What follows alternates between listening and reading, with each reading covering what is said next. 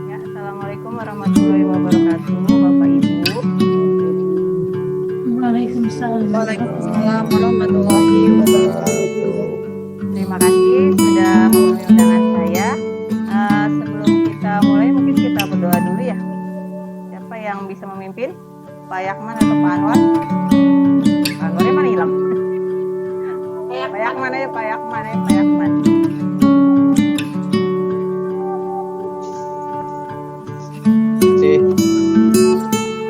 Halo Ya, semua, yang ilmunya tinggian aja Bu Tika. waduh. Gak ada yang ilmunya tinggian di sini, Pak. Ilmu saya masih nol. Mau memimpin doa menurut agama dan kepercayaan masing-masing itu aja, Pak. Baik Bapak Ibu, ya sebelum kita mulai acara Zoom ini, alangkah baiknya kita berdoa dahulu ya, agar dilancarkan itu paketannya ya, dilancarkan maupun semuanya ya. Kita berdoa dulu menurut agamanya masing-masing, berdoa di dalam hati yang baik.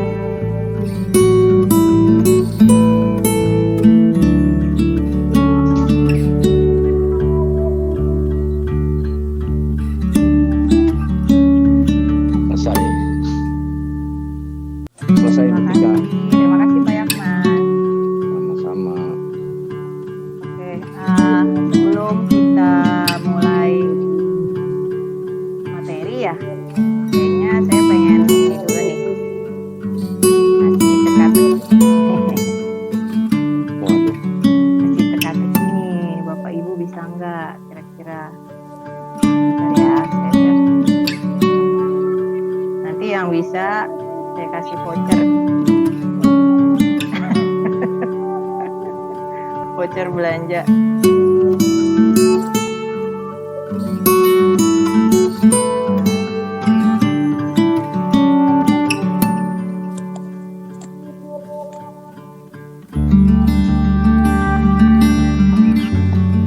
Ya, kelihatan nggak ya?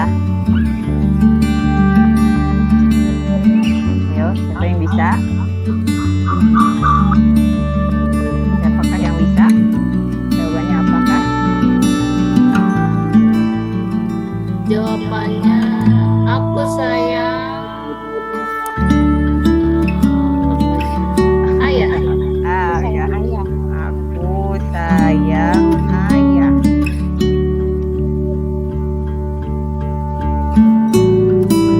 Wih, betul.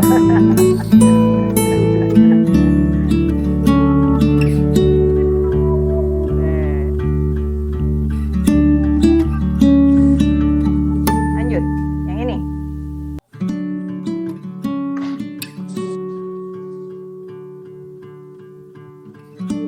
Mana ya?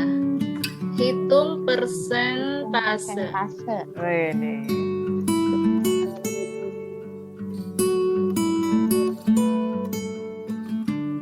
Betul. Wih, Wahyu keren pagi-pagi.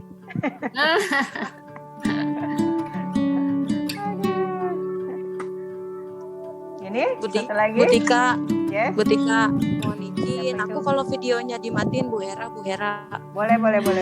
Boleh Silakan. nggak? Soalnya Lagi aku di jalan lagi ya? di Dukcapil baru nyampe nih mau Oh iya, datang silakan. suami.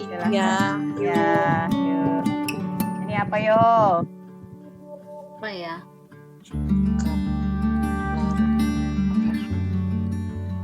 suara. Menangkap ular. Iya, benar menangkap. Benar. Alhamdulillah boleh ya itu ya. Berarti di sini alhamdulillah ya tidak pada ini. Ya kita stop aja. Oke, itu tadi untuk speaking sedikit. Nah, di sini saya akan menyampaikan pembahasan mengenai modul yang sudah saya pelajari di program Guru Penggerak. Modulnya itu tentang budaya positif di sekolah. Nah, saya akan mencoba share screen ya.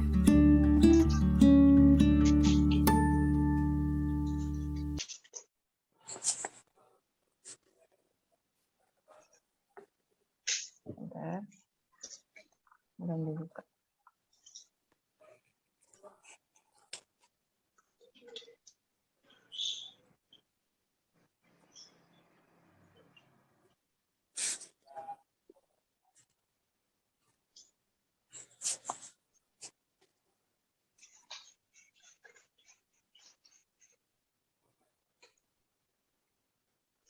Oke ya, budaya positif di sekolah. Nah, budaya positif di sekolah ini yang akan kita bahas hari ini yaitu yang pertama tadi sudah kita mulai yaitu pembukaan ya. Kemudian capaian nanti akan saya sampaikan. Yang ketiga pemahaman inti, kemudian eksplorasi konsep dan refleksi. Oke, capaiannya. Hari ini kita akan mendemonstrasikan pemahaman mengenai konsep budaya positif yang di dalamnya terdapat konsep perubahan paradigma stimulus respon dan teori kontrol, 3 teori motivasi, perilaku manusia, motivasi internal dan eksternal, keyakinan kelas, hukuman dan penghargaan, 5 kebutuhan dasar manusia, 5 posisi kontrol guru, dan segitiga restitusi. Mudah-mudahan semuanya bisa tersampaikan. Kemudian menerapkan strategi disiplin positif yang memerdekakan murid untuk menciptakan ekosistem sekolah aman dan berpihak pada anak, menyusun langkah-langkah dan strategi aksi nyata yang efektif dalam mewujudkan kolaborasi dengan seluruh pemangku kepentingan sekolah agar tercipta budaya positif yang dapat mengembangkan karakter murid. Kemudian bersikap reflektif dan kritis terhadap budaya di sekolah dan senantiasa mengembangkannya sesuai kebutuhan sosial dan murid. Nah, yang pertama, di sini saya ada 3 pernyataan. Yang pertama itu hukuman dapat mendisiplinkan anak. Yang kedua, pemberian hukuman dengan hal positif seperti membaca atau membersihkan halaman sekolah dapat meningkatkan kedisiplin anak. Yang ketiga, memberi penghargaan dapat meningkatkan motivasi belajar anak. Bagaimana pendapat Bapak Ibu mengenai 3 pernyataan ini? Apakah setuju atau tidak? Ada yang bisa memberikan tanggapannya?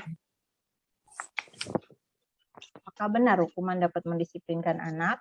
Kemudian pemberian hukuman dengan hal positif seperti membaca atau membersihkan halaman sekolah dapat meningkatkan disiplin anak. Kemudian yang ketiga, memberi penghargaan dapat meningkatkan motivasi belajar anak. Ya, silakan pengalaman Bapak Ibu aja. Pernah nggak kira-kira mengalami hal seperti ini? Misalkan memberi penghargaan, meningkatkan motivasi belajar anak. Ada yang pernah memberikan penghargaan ketika melakukan pembelajaran? Pernah, Dika. Nah, Bu Nila, gimana? Bentuknya seperti apa? Bentuknya biasanya kan kalau dalam di kelas itu kan suka kuis ya. Kalau saya kan IPS suka kuis tuh. Nah, nanti yang bisa jawab gitu ya, itu biasanya mendapatkan poin lebih gitu. Jadi ada nilai plus lah tambahan. Nah, dari situ anak semangat gitu. Jadi kalau dikasih kuis suka rebutan, saya Bu yang bisa jawab gitu. Jadi kayak anak tuh jadi apa ya, lebih semangat sih ke pelajaran IPS kayak gitu. Oh gitu. Kalau yang lainnya? Yang lainnya bagaimana? Ada lagi pengalaman yang lain? Misalkan ngasih hukuman. Ada yang pernah ngasih hukuman nggak ya? Suruh baca. Kalau misalkan ada anak yang lagi ngobrol, kita ngejelasin lagi ngobrol, dihukum suruh baca atau suruh bersihin ini kelas atau gimana, atau suruh bersihin WC. Ada nggak kira-kira yang pernah gitu ngehukum? Walas terutama nih ya, kali. sebagai Kalau walas. kalau saya sih Bu Tika ya, kalau Ya. dalam pelajaran IPS sih ya, kan kadang nerangin kuis dan lain sebagainya ya. Kan kalau diterangin tuh kan anak ada yang merhatiin, ada yang enggak gitu ya. Hmm. Biasanya kalau yang ngobrol tuh saya liatin dulu tuh Bu Tika. Kalau misalnya udah saya deketin, saya tanya masih ngobrol aja, itu sih saya biasanya anak suruh bawa tuh bangkunya ke depan. Sini bangkunya bawa ke depan duduk gitu. Terus duduk di depan suruh merhatiin kayak gitu. Bu saya kan malu gitu. Terus saya bilang di belakang aja ngobrol nggak malu kedengeran suaranya. Masa di depan malu gitu. Oh, Itu iya. kalau kayak gitu sih nanti pas pelajaran ketemu lagi.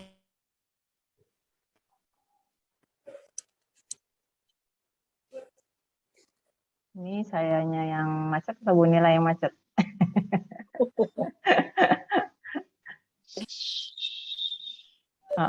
Jadi gimana setelah dikasih hukuman dia ini nggak Bu Nila? Ngulangin lagi nggak? Mati ya? Keluar ya Bu Nila? Enggak. Iya udah tadi Bu sempat keluar. Setelah dikasih hukuman dia ini nggak? Kapok nggak? Kapok sih Bu, jadi kayak berubah. Akhirnya gitu alhamdulillah berubah. Pas pertemuan selanjutnya itu berubah gitu. Sikapnya gitu.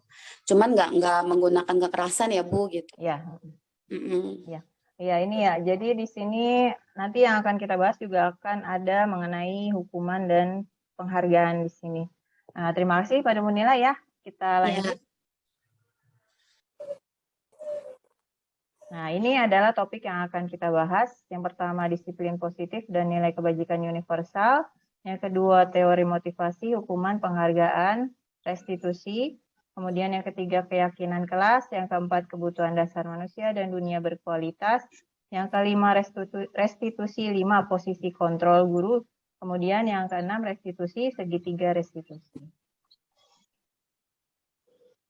Yang pertama, disiplin positif dan nilai-nilai kebajikan universal. Nah, di sini biasanya kita sering menemukan hal ini ya, paradigma seperti ini. Ada ilusi di sini guru mengontrol murid. Jadi setiap kita pembelajaran pasti di situ sudah tercantum guru mengontrol murid, ya. Kemudian yang kedua, ada juga bahwa kritik dan membuat orang merasa bersalah dapat menguatkan karakter. Ya, sering ada pendapat seperti itu dan kadang itu juga menjadi ini kita ya, menjadi pedoman kita. Kemudian yang ketiga, semua penguatan positif, efektif dan bermanfaat. Ya, kemudian ilusi bahwa orang dewasa memiliki hak untuk memaksa. Jadi ada di sini kita paksa anak-anak supaya ikut pelajaran, kita paksa anak-anak supaya tidak berisik, kita paksa anak-anak supaya diam ketika guru menjelaskan. Nah itu kadang di sini ada teori seperti ini, tapi di sini namanya teori kontrol ya. Dalam teori kontrol itu ada perubahan. Yang tadinya dari stimulus respon menjadi teori kontrol. Teori kontrol yang tadi di sini ada ya. Kita mencoba mengubah orang agar berpandangan sama dengan kita. Jadi selama ini kita ngajar supaya anak itu pandangannya sama seperti kita. Bahwa A itu A, B itu B, C itu C. Kita nggak pernah dengerin mereka, pemahaman dari mereka sendiri bagaimana. Nah, kemudian di teori kontrol, perubahannya kita berusaha memahami pandangan lain tentang dunia. Jadi kita berusaha memahami ada nggak pandangan yang lainnya selain yang kita miliki. Nah, kemudian di stimulus respon, perilaku buruk dilihat sebagai suatu kesalahan. Nah, di teori kontrol, semua perilaku memiliki tujuan. Jadi, anak-anak ketika berbuat kesalahan, itu belum tentu mereka tidak ada tujuan tersendiri. Pasti ada tujuan yang mereka miliki ketika mereka melakukan kesalahan. Perilaku buruk mereka. Bisa saja nanti mereka misalkan kurang perhatian dari kita atau bagaimana itu ya. Nah, kemudian orang lain bisa mengontrol saya. Nah, hanya Anda yang bisa mengontrol diri sendiri. Jadi tidak ada yang bisa mengontrol kita selain diri kita sendiri. Jadi orang lain bisa berusaha mengontrol kita, tapi yang memberikan keputusan yaitu kita sendiri, tidak orang tersebut. Nah, kemudian saya bisa mengontrol orang lain. Nah, ini kebalikan dari yang tadi ya. Nah, di sini Anda tidak bisa mengontrol orang lain. Selain orang itu sendiri yang bersedia dikontrol oleh Anda. Nah, seperti itu. Kemudian, pemaksaan ada pada saat bujukan gagal. Benar tidak? Jadi pertama kita ngebujuk. Setelah itu, ketika tidak berhasil, kita paksa supaya mau, ya, gitu kan? Ya biasanya. Ternyata kolaborasi dan konsensus menciptakan pilihan-pilihan baru. Jadi lebih baik kita berkolaborasi. Jadi tidak dibujuk, tapi diajak kerja sama. Nah, kemudian model berpikir menang kalah. Nah, ini beralih menjadi model berpikir menang-menang. Jadi tidak ada yang kalah, semuanya menang. Ya, seperti itu. Lanjut. Nah, apakah makna disiplin? Berasal dari bahasa Latin, disiplina, yang artinya belajar. Makna asal dari kata ini berkonotasi dengan disiplin diri dari murid-murid Socrates dan Plato. Disiplin diri membuat orang menggali potensinya menuju sebuah tujuan, apa yang dia hargai. Namun dalam budaya kita, makna kata disiplin telah berubah menjadi sesuatu yang dilakukan seseorang pada orang lain untuk mendapatkan kepatuhan. Kecenderungan umum adalah menghubungkan kata disiplin dengan ketidaknyamanan, bukan dengan apa yang kita hargai atau pencapaian suatu tujuan mulia. Jadi di sini kebanyakan anak-anak disiplin karena mereka mematuhi peraturan, karena mereka takut ditegur, karena mereka merasa tidak nyaman ketika mereka ditegur atau dihukum. Nah, seperti itu. Biasanya anak-anak disiplin itu karena seperti itu. Kemudian lanjut. Nilai-nilai kebajikan universal. Nah, ini yang sudah kita masukkan ke dalam visi misi. Nilai kebajikan adalah sifat positif manusia yang merupakan tujuan mulia yang ingin dicapai setiap individu. Nilai-nilai tersebut bersifat universal dan lintas, bahasa, suku, bangsa, agama, maupun latar belakang. Setiap perilaku atau perbuatan memiliki suatu tujuan. Kembali lagi seperti yang tadi, ya. Jadi semua perbuatan itu ada tujuannya. Dengan mengaitkan nilai kebajikan yang diyakini seseorang, maka motivasi intrinsiknya akan terbangun. Intrinsik di sini adalah dari dalam diri sendiri, sehingga menggerakkan motivasi dari dalam untuk dapat mencapai tujuan mulia yang diinginkan. Apa sih yang diinginkan oleh si seseorang tersebut? Nah, itu. Kemudian nilai-nilai kebajikan yang ingin dicapai oleh setiap anak Indonesia kita kenal dengan profil pelajar Pancasila. Nah, ini sekarang yang kita sedang angkat, yaitu profil pelajar Pancasila. Di sini ada beriman, bertakwa kepada Tuhan Yang Maha Esa dan berakhlak mulia, kemudian mandiri, bernalar kritis, berkebinekaan global, dan bergotong royong di sini kreatif, ya. Lanjut. Nah, yang kedua, di sini kita lanjutkan ke teori motivasi, hukuman, penghargaan, dan restitusi. Nah, di sini mulai ke yang tadi ya, kita bahas. Teori motivasi perilaku manusia. Untuk menghindari ketidaknyamanan atau hukuman, apa yang akan terjadi apabila saya tidak melakukannya. Biasanya seperti ini, anak ya kan? Ini namanya motivasi eksternal. Jadi mereka biasanya kadang yang berbuat seperti itu mencoba-coba apa sih yang terjadi kalau saya nggak seperti itu dari tata tertib tersebut ya. Misalkan disuruh memakai ikat pinggang atau sepatu berwarna hitam, tapi dia tidak pakai. Kadang ada anak yang iseng atau misalkan pengen tahu apa yang akan terjadi apabila saya tidak melakukannya. Nah, ini motivasi eksternal. Nah, kemudian untuk mendapatkan imbalan dari orang lain atau institusi, apa yang akan saya dapatkan apabila saya melakukannya. Nah, ini biasanya yang sudah sering mendapatkan penghargaan atau imbalan. Biasanya seperti ini mereka motivasinya. Itu juga motivasi eksternal. Kemudian, untuk menghargai diri sendiri. Saya akan menjadi orang yang seperti apa bila saya melakukannya. Nah, ini baru namanya motivasi internal atau tujuan disiplin positif. Jadi, motivasi itu lebih baik dari dalam diri sendiri. Jadi mereka menghargai dirinya sendiri. Apa yang akan saya akan menjadi orang seperti apa. Nah, seperti itu. Jadi bukan karena apa hukuman yang akan saya dapatkan atau apa imbalan yang akan saya dapatkan. Oke, lanjut. Nah, di sini merdeka menurut Ki Hajar Dewantara yaitu tidak hanya terlepas dari perintah, akan tetapi juga cakap membuat memerintah diri sendiri. Nah itu, ini sudah ada dari zaman Ki Hajar Dewantara, merdeka di sini. Jadi mereka motivasinya bukan hanya dari perintah, tapi juga dari diri sendiri yang memerintah. Nah sekarang untuk restitusi. Apa sih restitusi? Ada yang pernah mendengar nggak kata restitusi? Saya juga baru dengar kemarin pas mempelajari modul ini. Jadi yang saya tahu, ketika ada kesalahan, anak membuat kesalahan, itu adanya hukuman sama konsekuensi. Ternyata ada juga yang namanya restitusi. Nah, di sini restitusi adalah proses menciptakan kondisi bagi murid untuk memperbaiki kesalahan mereka, sehingga mereka bisa kembali pada kelompok mereka dengan karakter yang lebih kuat. Restitusi juga merupakan proses kolaboratif yang mengajarkan murid untuk mencari solusi untuk masalah mereka dan membantu murid berpikir tentang orang seperti apa yang mereka ingin menjadi atau tujuan mulia dan bagaimana mereka harus memperlakukan orang lain. Nah, di sini adalah tujuan restitusi. Jadi bukan dari satu pihak, tapi di sini muncul seperti dialog atau diskusi, yaitu untuk memecahkan masalah atau untuk memperbaiki masalah.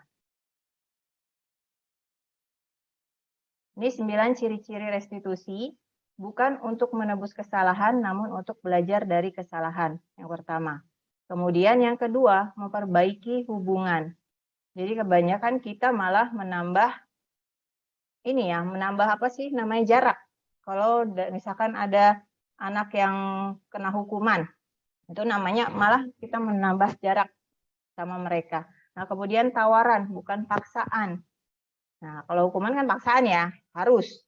Kamu harus begini, kamu harus begitu. Sedangkan kalau tawaran, kita menawarkan kepada mereka bagaimana mereka untuk memperbaiki masalah yang telah mereka buat. Kemudian restitusi, menuntun untuk melihat ke dalam diri.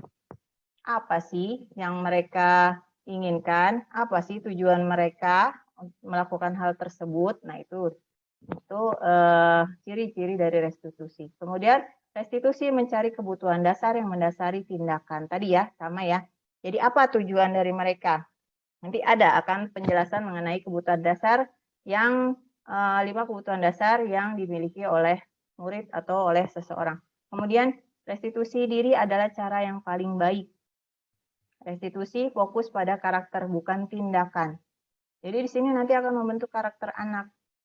Bagaimana anak harus bertanggung jawab, bagaimana anak harus menyelesaikan masalah. Nah, itu. Kemudian restitusi fokus pada solusi. Jadi solusi di sini. Bagaimana nih caranya memperbaiki masalah ini? Nah, itu solusinya seperti apa? Kemudian restitusi mengembalikan murid yang berbuat salah pada kelompoknya. Jadi nanti mereka tidak akan malu atau tidak akan minder ketika setelah melakukan restitusi. Kebanyakan kan kalau kita hukum, mereka malu ya. Malu kembali ke anak-anak, misalkan di kelas saja, atau merasa takut atau merasa minder. Nah itu biasanya seperti itu kalau diberikan hukuman. Oke.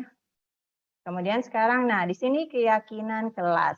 Keyakinan kelas di sini saya telah melaksanakan oleh anak-anak yang kelas saya ajar ya, di kelas 71 sampai 74. Apa sih keyakinan kelas? Nah, mengapa tidak peraturan saja? Mengapa harus keyakinan kelas? Nah, di sini ya.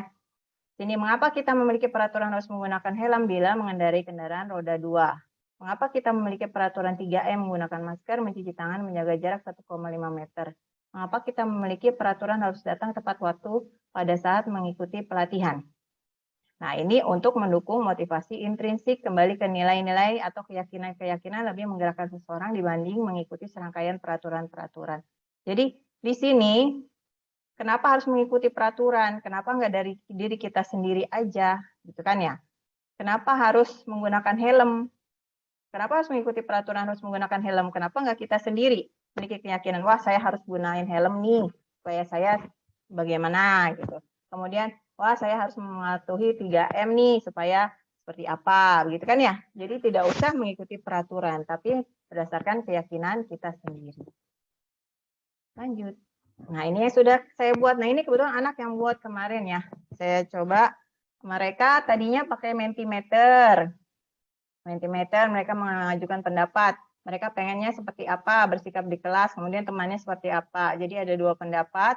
Nah, setelah itu mereka bikin menggunakan Canva seperti ini, masing-masing. Nanti salah satunya akan saya ambil untuk keyakinan kelas ketika KBM Matematika. Seperti itu. Nah, di sini. Jadi nanti mereka akan meyakini seperti ini. Yang pertama ini ada ya di sini. Kami akan menjaga sopan santun terhadap guru maupun teman. Nah, ini mereka sendiri yang buat. Keyakinan mereka sendiri. Jadi bukan dari kita, tapi dari mereka sendiri. Nah, ini keyakinan kelas yang sudah dibuat anak-anak, tapi belum saya pilih ini. Nanti akan saya pilih, kemudian saya bagikan di grup. Kemudian di sini, bedanya peraturan dengan keyakinan kelas. Peraturan, selalu kembalikan buku ke tempatnya. Keyakinan kelasnya apa? Tanggung jawab. Kemudian dilarang mengganggu orang lain. Di sini keyakinan kelasnya apa? Menghormati orang lain. Kemudian hadir di sekolah 15 menit sebelum pembelajaran dimulai. Keyakinan kelasnya apa? Menghormati orang lain juga, kemudian berkomitmen. Kemudian dilarang melakukan kekerasan. Di sini apa keyakinan kelasnya? Keselamatan atau menghormati orang lain. Dilarang menggunakan narkoba. Keyakinan kelasnya apa? Kesehatan. Misalkan menjaga kesehatan diri. Kemudian bergantian atau menunggu giliran. Di sini keyakinan kelasnya menghormati orang lain atau bersabar. Peraturannya menggunakan masker. Keyakinan kelasnya apa? Kesehatan atau keselamatan. Peraturannya jangan berlari di kelas atau koridor. Keyakinan kelasnya apa? Keselamatan atau keamanan. Nah, sini jadi keyakinan kelas ini berisi tentang karakter. Ya, karakter, tanggung jawab, menghormati orang lain, komitmen, keselamatan, kesehatan juga masuk ke dalam 7K yang kita gadang-gadangkan ya. Harus ada di sekolah 7K. Nah, di sini yang tadi dihukum oleh penghargaan. Jadi kenapa dihukum oleh penghargaan? Kan penghargaan enak, kok malah dihukum gitu kan ya. Penghargaan kan dapat sesuatu, kok malah dihukum. Nah, kita boleh menggunakan penghargaan, tapi bagaimana? Sesekali, tidak setiap kali. Di sini pengaruh jangka pendek, ya. Jadi penghargaan itu pengaruh jangka pendek, bukan jangka panjang. Kemudian penghargaan menghukum. Kenapa menghukum? Karena di sini nanti anak-anak akan jadi mereka tidak akan bisa mengembangkan kemampuan mereka. Jadi mereka hanya mengembangkan kemampuan mereka ketika ada penghargaan, ada imbalan. Kalau nggak ada, males gitu. Ngapain gitu kan ya. Nah, kemudian di sini penghargaan mengurangi ketepatan. Jadi sini penghargaan mengurangi ketepatan. Mereka hanya hanya mencari ketepatan itu ketika ada penghargaan. Kalau nggak ada, udah aja seininya aja gitu kan ya. Nah, gitu. Kemudian penghargaan tidak efektif pastinya karena tidak semua anak, hanya anak-anak yang bisa saja yang mendapatkan penghargaan. Yang lainnya yang tidak bisa ya sudah pasrah gitu kan ya. Kemudian penghargaan merusak hubungan. Banyak di sini merusak hubungan. Kalau anak si ini dapat penghargaan terus yang lain nggak dapat, kan pastinya mereka iri. Kadang yang dapat kadang dijauhin seperti itu. Timbullah kesenjangan sosial gitu ya, seperti itu. Nah, kemudian penghargaan menurunkan kualitas. Nah, di sini jadi kualitasnya bukan dari dalam diri mereka sendiri. Kualitasnya karena dimotivasi oleh penghargaan. Jadi jadi sesuai dengan ya udah kata guru kalau begini udah dapat penghargaan ya udah begini aja gitu. Jadi mereka nggak akan menambah kualitas yang ada dalam diri mereka lagi. Kemudian penghargaan mematikan kreativitas. Nah, tadi sama ya. Jadi mereka sebenarnya memiliki kreativitas yang lain, tapi karena ada penghargaan di sini, ya udah yang ini aja seperti itu. Jadi mereka nggak akan mengembangkan kreativitas mereka. Kemudian penghargaan mengurangi motivasi intrinsik ya tadi itu ya. Jadi motivasi dalam diri mereka berkurang. Apa yang akan terjadi pada diri saya? Itu nggak ada, tapi apa yang akan saya dapatkan. Seperti itu. Itu karena penghargaan. Lanjut. Nah, di sini ada tindakan guru, kemudian di sini pilihannya hukuman atau konsekuensi. Nah, di sini ya, mencatat 100 kali di dalam buku kalimat. Saya tidak akan terlambat lagi karena terlambat ke sekolah. Jadi di sini hukuman atau konsekuensi ketika ada anak terlambat ke sekolah disuruh mencatat 100 kali dalam buku kalimat. Nah, itu namanya hukuman ternyata. Kemudian lari mengelilingi lapangan basket 2 kali karena terlambat hadir di sekolah. Ini juga namanya hukuman. Murid diminta untuk push up 15 kali karena tidak menggunakan masker di sekolah. Itu namanya hukuman. Kemudian menggantikan kertas tugas teman yang telah dicoret-coret. Itu namanya konsekuensi. Membersihkan tumpahan air di meja tulis karena tersenggol pada saat belajar. Itu namanya konsekuensi. Murid dihukum untuk mengenakan sepatu seharian di sekolah. Murid disuruh tidak mengenakan sepatu ya. Tidak mengenakan sepatu seharian di sekolah karena tidak mengenakan sepatu hitam. Jadi sepatunya suruh dilepas seharian. Itu namanya hukuman. Kemudian lari mengelilingi lapangan basket 2 kali karena terlambat 10 menit untuk pelajaran PJOK. Ini namanya konsekuensi. Nah, dari sini coba saya ingin mendengar pendapat dari Bapak Ibu. Apa sih perbedaan hukuman sama konsekuensi? Ada yang bisa nggak memberikan pendapatnya? Apa ya perbedaan hukuman dan konsekuensi dari pernyataan di sini? Ada yang bisa memberikan? Ya, dilihat dari sini, di sini kan ada ini namanya hukuman, ini namanya konsekuensi. Apa ya perbedaannya? Ya, ada yang tahu Bapak Ibu?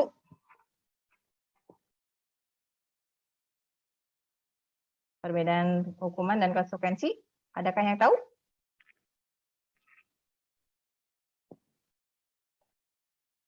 Dari sini?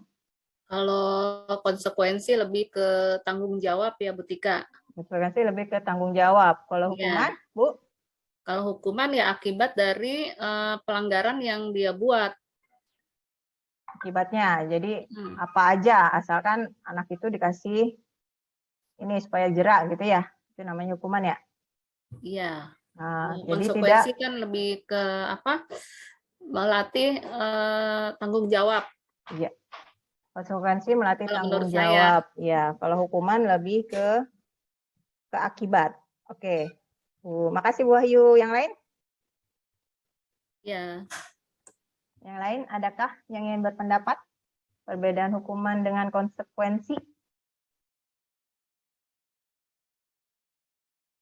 Jadi kita bisa tahu nih, oh hukuman ini ternyata seperti ini hukuman. Oh yang ini ternyata namanya konsekuensi. Nah kira-kira mana yang lebih baik? Gimana? Ada yang ini? Atau sudah? Tidak ada? Tidak ada? Kalau gitu kita lanjut ya. Tadi, nah ini perbedaan hukuman dan konsekuensi. Nah kalau hukuman itu sesuatu yang menyakitkan harus terjadi. Jadi tidak ada, jadi pasti hukuman itu menyakitkan bagi anak. Nah di sini konsekuensi sesuatu harus terjadi. Jadi apa yang dia lakukan yaitu yang harus dia dapatkan ya. Kemudian hukuman membuat anak sakit fisik maupun hati untuk jangka waktu lama. Jadi hati-hati, kadang hukuman bisa membuat anak sakit hati dan fisik gitu ya. Kadang kita kalau ngasih hukuman juga dari perkataan aja udah bikin anak sakit hati ya. Apalagi kita kasih hukuman yang lain, misalkan dikasih tadi lari 10 kali putaran misalkan, kan sakit ya pasti fisiknya, capek ya, kakinya pada pegel-pegel, nah itu ya, dan juga pasti malu sama teman-temannya tuh. Padahal dia hanya terlambat, misalkan terlambat 5 menit, tapi dia dihukum 5 kali putaran lapangan, misalkan seperti itu. Nah itu kadang dia merasa sakit hati sama kita. Si bapak ini nih, atau si ibu ini nih tadi menghukum saya, seperti itu ya. Pasti anak menganggapnya itu adalah hukuman. Nah kemudian membuat anak merasa tidak nyaman dalam jangka waktu pendek. Itu konsekuensi. Kayak tadi ya, seperti misalkan anak ngerobek buku temennya. Nah itu anak harus ganti bukunya. Nah itu. Tapi mereka tidak akan lama sakit hatinya kalau seperti itu, karena memang itu yang harus mereka perbuat, tanggung jawab mereka, karena mereka telah merobek buku temannya. Kemudian hukuman, anak membenci kedisiplinan. Benar nggak? Anak malah benci sama kedisiplinan ketika diberikan hukuman. Kemudian konsekuensi, anak menghargai disiplin. Ini. Kemudian hukuman itu paksaan. Konsekuensi itu stimulus atau tanggapan. Stimulus tanggapan. Kemudian hukuman mendorong anak menyakiti diri sendiri. Kemudian konsekuensi mendorong anak agar mudah menyesuaikan. Hukuman, konsep diri yang buruk. Konsekuensi, konsep diri yang baik. Di sini jadi kalau hukuman mereka tidak ada, mereka emang jerak, tapi mereka nanti ujung-ujungnya akan merasa takut, akan merasa tidak menghargai hukuman yang telah diberikan. Nanti ketika terus-terusan diberikan hukuman, mereka ujung-ujungnya kalau kata kita apa ya, kebal ya. Udah kebal jadinya sama hukuman itu. Nah, kemudian anak belajar untuk menyembunyikan kesalahan karena takut dihukum. Karena takut dihukum, anak-anak biasanya nyembunyiin kesalahan. Bukan saya gitu, padahal dia. Ya, karena takut dihukum. Nah, di sini kalau konsekuensi, anak belajar untuk mematuhi peraturan. Jadi ketika, konsekuensinya sama seperti apa yang dia lakukan. Jadi, dia akan mematuhi peraturan, tidak akan melakukan hal tersebut. Nah, kemudian hukumannya marah. Ini merasa bersalah, dipermalukan, merasa tidak dihargai. Jadi kalau konsekuensi, kehilangan hak, dibuat tidak nyaman, diasingkan untuk sementara. Nah, itu perbedaan dari hukuman dan konsekuensi. Jadi sini bisa dilihat ya, mana yang lebih baik, hukuman atau konsekuensi. Tapi nanti ada lagi yang lebih baik, yaitu restitusi. Nah, ini restitusi itu dia di sini merupakan pilihan. Jadi anak milih sendiri apa yang harus mereka lakukan untuk memperbaiki kesalahan mereka. Kemudian menguatkan untuk murid atau anak dalam jangka waktu panjang. Jadi sini anak dikuatkan. Anak tidak akan merasa bahwa dirinya telah gagal, tapi mereka sukses. Suksesnya apa? Suksesnya karena mereka telah memperbaiki kesalahan yang mereka buat. Kemudian korban mendapatkan ganti, karena di sini akan ada yang namanya diskusi. Apa yang harus saya lakukan? Kamu maunya seperti apa? Nah, seperti itu untuk restitusi. Nah, di sini murid atau anak mendapatkan penguatan. Ya, tadi itu ya, penguatan. Jadi mereka tidak akan merasa bersalah, mereka tidak akan merasa sakit hati.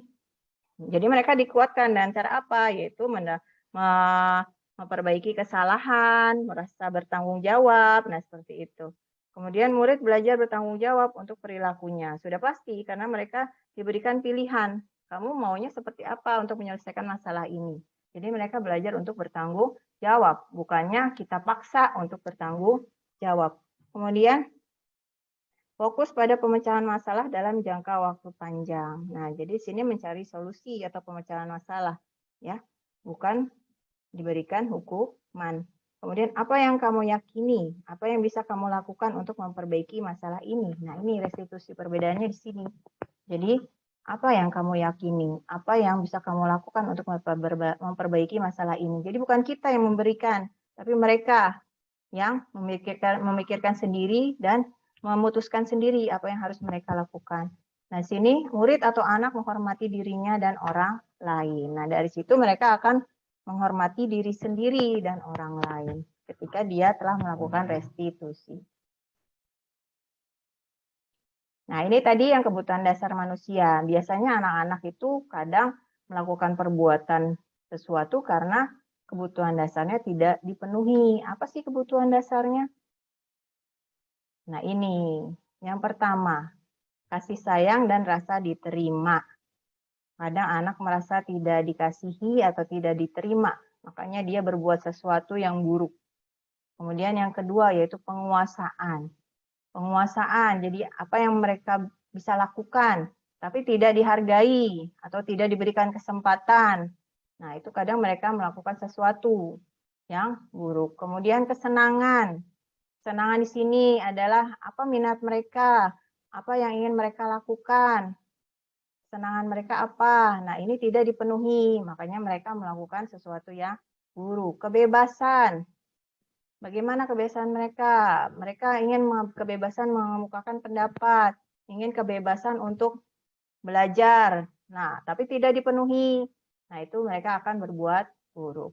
Nah, kemudian seperti ini coba kita lihat. Sini ada pernyataan. Ibu guru bilang, aku tidak boleh bersenandung sewaktu mengerjakan tugas. Katanya kelas harus tenang, tidak ada suara. Padahal kan aku suka dan senang menyanyi. Kebutuhannya apa ya? Ada yang tahu? Kebutuhan anak apa ini? Yang tidak ini oleh gurunya, yang tidak dipenuhi oleh gurunya. Guru bilang aku tidak boleh bersenandung sewaktu mengerjakan tugas. Katanya kelas harus tenang, tidak ada suara. Padahal kan aku suka dan senang menyanyi. Jadi apa kebutuhannya kira-kira, Ibu Bapak? Kesenangan kali ya. Kesenangan. Mm. Yang lain? Setuju? Kan tadi ada berapa? Ada 5 ya? Ada 5. Ada, oh ya bertahan hidup ini ada ya. Ada rasa kasih sayang dan rasa diterima, penguasaan, kesenangan, kebebasan, dan bertahan hidup. Nah, berarti di sini kesenangan. Iya, kalau menurut Kebebasan. saya. Kalau Ya, menurut yang saya, lain, Bapak Ibu yang lain, kira-kira apa di situ? Kebebasan paling bersuka. Kebebasan. Ada lagi?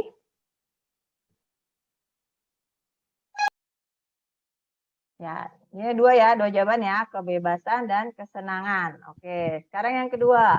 Ibu guru tidak menyapaku hari ini, padahal aku pakai jepit rambut baru. Nah, ini apa? Kebutuhannya, kebutuhan dasar siswa yang tidak dipenuhi. Ini ada rasa kasih sayang dan rasa diterima, penguasaan, kesenangan, kebebasan, dan bertahan hidup. Kira-kira apa nih? Pernyataan yang kedua. Kebutuhannya apa yang tidak dipenuhi? kasih sayang. Sayang. Kasih sayang. Sayang. Oke, kasih sayang yang kedua. Nah, yang ketiga, aku bosen, masa belajarnya cuma gitu-gitu aja, dengerin ibu guru aja. Nah, ini kira-kira apa? Kebebasan ya. Kebebasan. Yang lain? Bu Nila kebebasan. Yang lain bagaimana?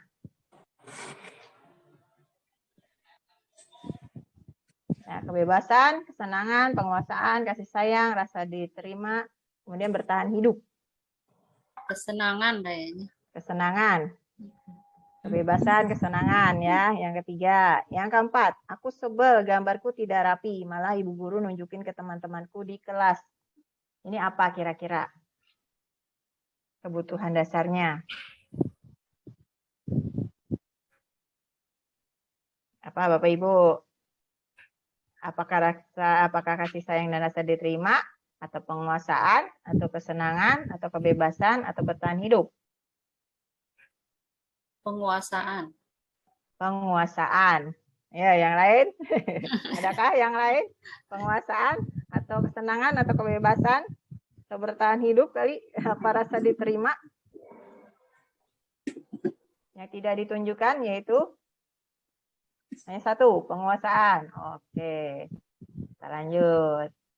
Ya, nah itu tadi jadi adalah anak ya, perasaan anak ketika dia di kelas, yaitu ada yang merasa tidak dibutuhi kesenangannya, ada yang merasa tidak dibutuhi kebebasannya, juga tadi penguasaan ada ya, yang tadi dia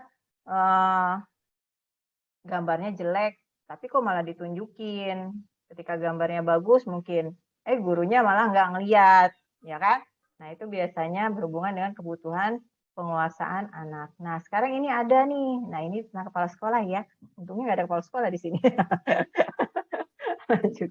Nah ini ada Pak Julfikar adalah kepala sekolah yang baru ditugaskan di SMP Bina Generasi ya. Ya. Generasi muda. Sejak kedatangannya di sekolah, sejak kedatangannya di sekolah itu, Pak Julfikar mencoba untuk menyesuaikan diri dengan lingkungan di sekolah tersebut. Sebagian besar guru dapat menerima kehadiran Pak Julfikar, namun ada beberapa guru yang selalu beraksi negatif pada kebijakan-kebijakannya. dan dengan frontal mengemukakan di rapat guru mingguan. Salah satunya Pak Malik. Nggak ada namanya Pak Malik ya di sini. Dalam rapat guru mingguan, Pak Malik seringkali mempertanyakan kebijakan-kebijakan yang diambil oleh Pak Zulfikar tanpa argumen yang kuat. Rekan-rekannya sesama guru heran dengan perilaku Pak Malik ini, karena sebelumnya ia dikenal sebagai seorang guru yang selalu mengikuti kebijakan kepala sekolah, bahkan selama ini cenderung diam bila di rapat guru. Pak Hanafi, sahabat Pak Malik, mencoba mendekatinya dan menanyakan apa yang menyebabkan ia bertindak seperti itu.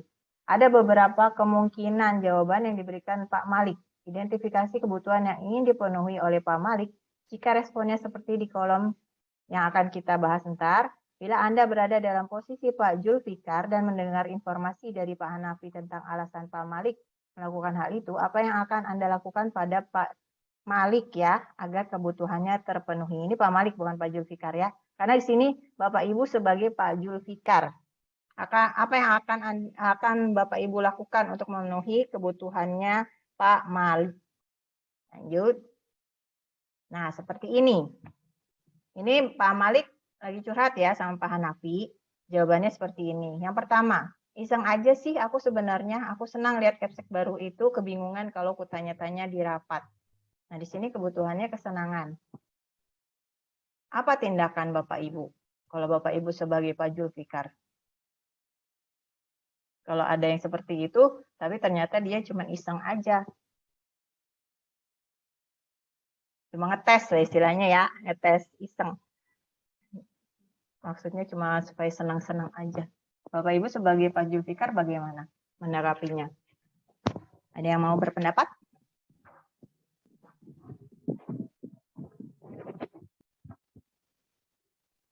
Tampung aja, Bu.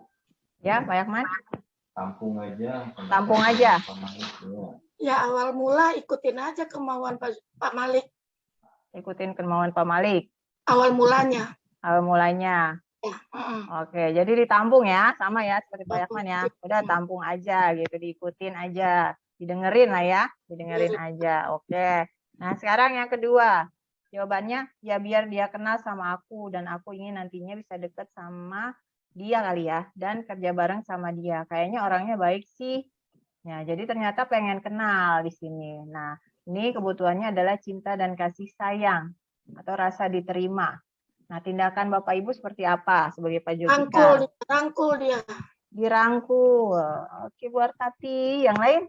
Ya kan dia pengen cinta dan kasih sayang, rangkul aja. Iya, betul. Ajak kenalan ya Bu Artati ya? Iya. Hai gitu. Maunya dia apa? Oh. Oke, yang lain? Bapak Ibu bagaimana tindakannya setelah tahu seperti ini? Sebagai Pak Zulfikar.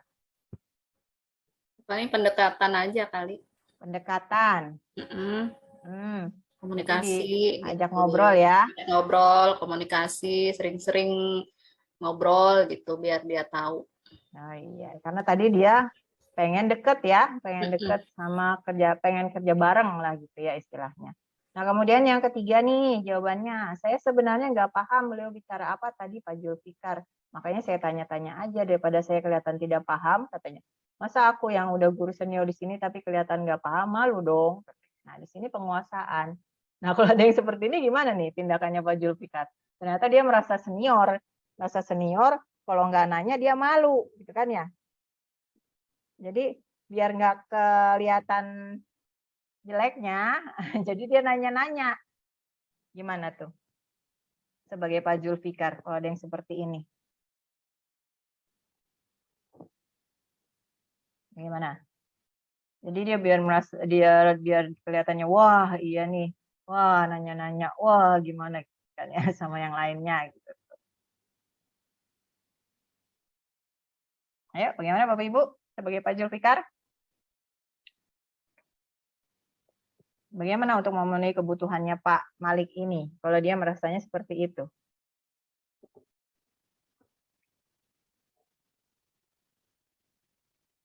Apakah tadi sama dengan pendekatan?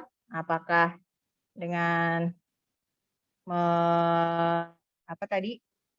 menampung pendapatnya Pak Malik? Atau memberikan dia atau apa gitu ya, agar pemenuhan kebutuhan penguasaannya terpenuhi. Jadi di sini kita juga belajar bagaimana bersosialisasi dengan sesama rekan juga ya sebenarnya ya. Jadi bukan hanya kepada anak, tapi ini juga bisa dilakukan sama anak. Nah, kalau ada anak yang seperti itu misalkan gimana?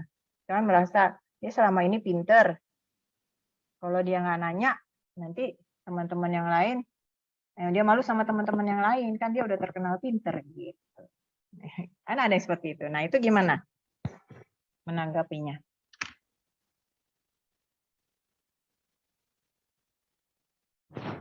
Ya, bagaimana Bapak Ibu? Tidak bisa? Oh, Tidak bisa? mungkin dikasih tugas tertentu kali Bu Tika. Ah, iya bisa ya. Jadi biar dia ini ya memenuhi kebutuhannya dengan dikasih tugas apa gitu ya, sebagai Iya, apa gitu ya. iya. Oh iya, sip. Jadi di program apa dia dikasih tugas sebagai apa. Wih, mantap. Betul tuh Bu Wahyu, benar. Setuju. Ada lagi yang lain? Ada yang lain apa idem? Setuju ya? Saya juga setuju kalau kayak gitu ya. Jadi emang dia harus diberikan dipenuhi kebutuhannya dengan cara memberikan tugas khusus, karena di sini dia kebutuhannya adalah penguasaan. Jadi biar kemampuannya itu tereksplor di situ. Nah, kemudian ya oke, di sini udah ya tadi ya oleh Bu Wahyu, makasih. Kemudian jawaban Pak Malik yang terakhir. Ya, yang ngomongnya Pak Julfikar itu monoton sekali ya, bosen jadi mendengarnya. Saya pikir tidak akan selesai-selesai.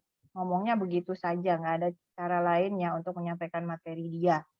Nah itu, kebutuhannya di sini kebebasan. Tindakannya apa kalau ngedengar seperti ini, Bapak Ibu? Apa marah sama dia atau bagaimana? Tindakannya?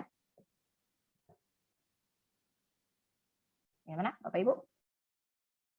Jadi di sini dia merasa bosan sama omongan kita karena monoton katanya. No comment aja, biarin aja dia punya kebebasan. No comment. Terserah lu katanya buat hati. Yang lain? Ada yang lain tanggapannya? Jadiin kepala sekolah Bu Tika. Jadiin kepala sekolah. Dijadiin kepala sekolah biar rasain gitu ya. Ngerasain. Sakitnya tuh di sini banyak banget. Hahaha. Ya, yang lain ada lagi nggak? Tapi di sini setelah ini loh ya, bukan pas ketika rapatnya, tapi setelah dia tahu bahwa Pak Malik itu begitu. Ini kan udah curhat ke temannya. Apa yang dilakuin sama Pak Julfikar setelah mendengar seperti ini? Apa dia cuek aja, gitu-gitu lagi aja, atau bagaimana gitu kan? Ini sama seperti anak. Kalau saya sih sabar aja. Ya, gimana Pak? Kalau Dipanggil. saya mah sabar aja kalau saya mah. Sabar aja. Sabar gitu ya Pak. Sabar aja lah. Udah biarin lah. Saya kan emang begini orangnya. Oke. Nah ini juga bisa terjadi sama anak-anak ya. Bisa nggak? Ketika kita ngejelasin anak bosen. Karena ngejelasinnya begitu-begitu aja. Ya kan? Nggak selesai-selesai ngejelasinnya dari awal jam pelajaran sampai terakhir itu aja yang dibahas. Anak-anak suruh dengerin aja. Gitu. Ya nggak? Nggak ada model yang lain pas nyampein materinya gitu. Kan bisa jadi ya ada anak yang seperti ini. Seperti Pak Malik nih. Nah itu sebagai guru kita harus seperti apa? Nah itu harus kita pikirkan ya. Oke, lanjut. Nah, ini ada 5 posisi kontrol guru. Selama ini mungkin kita tidak sadar, tapi kita sebenarnya sudah melakukan 5 posisi kontrol ini. Apa aja ya? Nah, di sini penghukum. Menghukum. Ayo, siapa yang pernah nih? Menghardik, menunjuk-nunjuk, menyakiti, menyindir. Allah. Ayo siapa? Bu Dewita pernah? Kamu nih, tunjuk-tunjuk hidungnya gitu kan ya misalnya.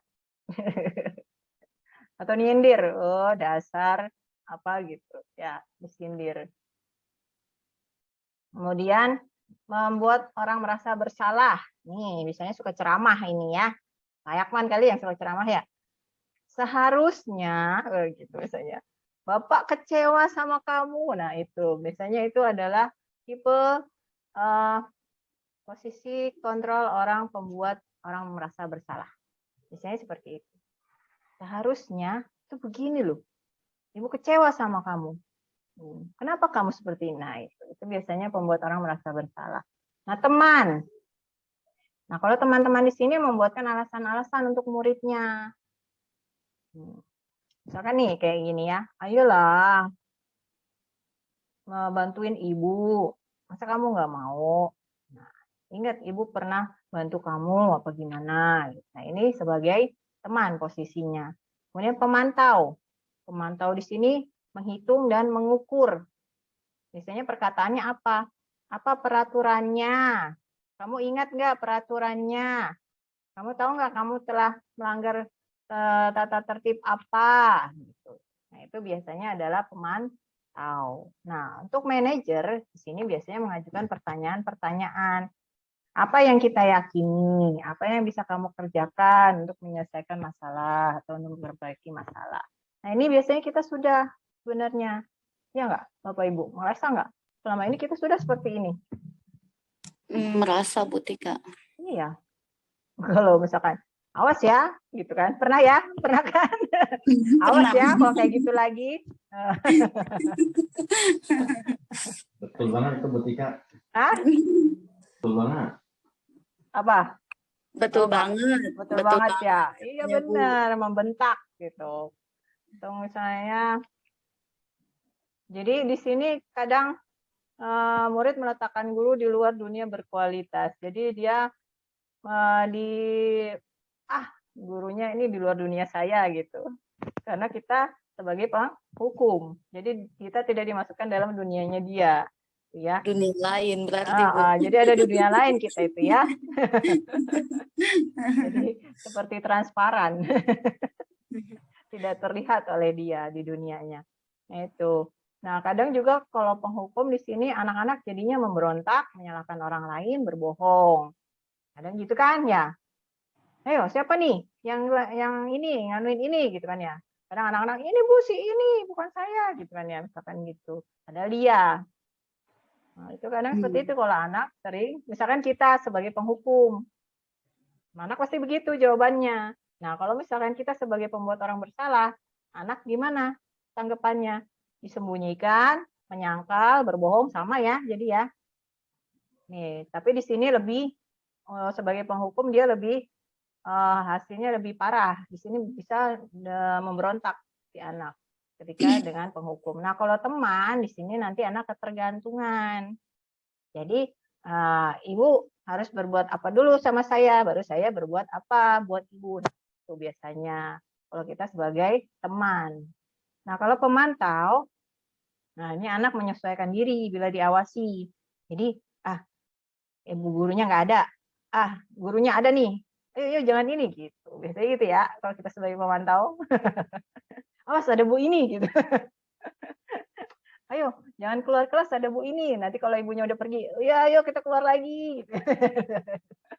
Gitu ya. Nah, kemudian sebagai manajer, nah ini menguatkan pribadi. Jadi mereka akan dari diri sendiri. Kalau misalkan kita berlaku sebagai manajer, nggak kudu-kudu kita ada mereka baru mematuhi atau misalkan berbuat baik.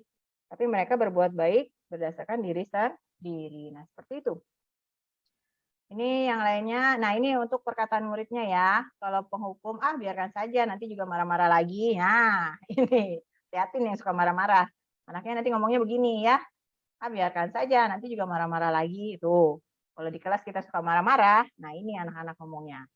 Nah, kalau di sini, murid berkatanya di sini membuat orang merasa bersalah apa? Maafkan saya, hanya cukup tok maafkan saya. Karena dia merasa bersalah. Kalau teman, nah ini, saya pikir Bapak atau Ibu teman saya, ternyata begitu. Nah, ini hati-hati, kadang-kadang berpikir seperti ini ya, ketika kita tidak mendukung dia atau tidak melakukan sesuatu untuk dia, mereka akan berpikir seperti ini, berkata seperti ini. Nah, untuk pemantau, berapa banyak bintang yang saya harus peroleh? Nah, ini berapa halaman yang harus saya tulis? Nah, ini anak-anak akan berkata seperti ini kalau kita sebagai pemantau. Jadi mereka lebih ke hasil dari perbuatan mereka. Mereka malah bertanya sesuai dengan peraturan yang sudah dibuat. Jadi bukan mereka memikirkan sendiri bagaimana caranya untuk memperbaiki kesalahan. Nah, ini manajer, bagaimana caranya saya bisa memperbaiki keadaan. Mereka biasanya bertanya seperti ini, ya. Itu. Nah, ini dampaknya mengulangi kesalahan kalau penghukum. Jadi hati-hati kalau menghukum. Anak-anak bisa mengulangi kesalahan. Kalau membuat orang merasa bersalah, ini merasa rendah diri anak-anak. Jadi mereka akan merasa malu, merasa minder. Nah, ini kalau sebagai teman, lemah, tidak mandiri, sama tergantung oleh kita. Kalau sebagai pemantau, mereka akan menitik beratkan pada sanksi atau hadiah untuk dirinya. Ini untuk pemantau. Nah, kalau manajer, mereka akan mengevaluasi diri, bagaimana cara memperbaiki diri. Nah, ini perbedaan 5 posisi kontrol kita. Jadi kadang kita memang pernah ya menghukum, pernah. Tapi untuk sekarang kita cobalah sedikit-sedikit mengurangi yang namanya hukuman. Membuat orang bersalah juga sama ya. Membuat orang merasa bersalah. Sebagai teman juga kalau bisa, mungkin bisa sewaktu-waktu kita sebagai teman anak ngajak ngobrol gitu ya. Itu bisa, tapi jangan terlalu sering sehingga nanti anak merasa ketergantungan. Nah, kemudian sebagai pemantau. Nah, di sini ketika kita menghadapi anak yang melanggar peraturan, ini saja kita bisa sebagai pemantau di sini ya. Jadi melihat apa sih yang harus kita lakukan untuk memperbaiki kesalahan anak ini ketika kita sebagai pemantau. Karena kalau namanya tata tertib kan harus dipatuhi ya. Jadi kayak model tata tertib, tidak boleh membawa HP. Ketika HP dikeluarkan dan dimainkan di kelas, HP-nya diambil. Nah, itu kan harus dilakukan. Jadi di sini kita bisa sebagai pemantau. Nah, sebagai manajer, nah ini yang harus kita kembangkan nih sebagai manajer. Saya juga lagi belajar nih. Ternyata susah ya sebagai manajer ya. Gimana caranya supaya anak itu bisa atau mau memperbaiki kesalahannya atas dasar diri mereka sendiri. Hukumannya apa? Kadang mereka milihnya bersihin WC lagi, ya kan? Nyapu atau apa gitu, yang enak-enak aja lah, gitu kan ya. Nah, seperti itu. Tapi asalkan mereka mau bertanggung jawab dan dari diri mereka sendiri ya sudah. Itu kita berarti sudah sebagai manajer. Jadi bukan dari kita hukumannya, tapi dari mereka sendiri untuk memperbaiki masalah atau bertanggung jawab. Jadi bukan hukumannya. Nah, ini pernyataan-pernyataan nih. Ini yang dikatakan oleh si pembuat orang merasa bersalah nih. Saya kecewa sekali dengan kamu. Gimana sih kamu? Anak OSIS kok begitu? Nah, gimana sih kamu udah kelas 9 bukannya jadi contoh buat adiknya? Nah, itu juga ya, itu si pembuat orang merasa bersalah. Nah, ini kamu tidak pernah benar melakukannya. Ada ini penghukum nih. Gitu aja nggak bisa gitu. Nggak bisa lagi. Kapan bisanya? Nah, itu penghukum ya. Bahaya itu, hati-hati ya Bapak Ibu ya. Karena bisa membuat anak jadi apa namanya? Mati apanya? Mematikan karakter ya. Mematikan karakter anak. Nah ini, ayolah lakukan demi ibu atau bapak. Nah ini, jangan seperti ini. Ayolah lakukan demi ibu atau bapak. Ngapain saya ngelakuin demi ibu? Apa hubungannya gitu kan ya. Ini sebagai teman ini ya. Kadang anak ada aja kan yang respon seperti itu. Emang kenapa Bu kalau dilakuin demi ibu? Saya dapat apa? Kan ya. Ya kan seperti itu, anak kadang ada aja yang nyeletuk seperti itu. Kemudian, apakah kamu mau mendapatkan stiker bintang hari ini? Nah, ini pemantau. Nah, kayak Bu Nila tadi ya. Ayo, Saya. nah, ayo yang bisa jawab pertanyaan. Ibu kasih poin tambahan. Nah, ini pemantau. Iya. Nah, Kemudian bagaimana kamu bisa menyelesaikan masalah ini? Nah, ini manajer. Tuh ya. Kamu selalu yang paling terakhir. Nah, ini penghukum. Jadi penghukum itu benar-benar ngejudge ya. Ngejudge. Kalau dia itu begitu. Udah nggak bisa dirubah lagi. Nah, itu penghukum. Hati-hati Bapak Ibu sebagai penghukum. Nah, ini jadi kita harus bergerak antara peraturan, pemantau, konsekuensi, atau hadiah menjadi nilai-nilai, manajer, dan memperbaikinya. Kita harus bergerak dari sini menuju ke sini. Ya, pelan-pelan lah. Sama, kita semua lagi belajar. Guru itu multi talent. Benar nggak? Benar nggak? Guru multi talent. Apalagi sekarang kita lagi IKM.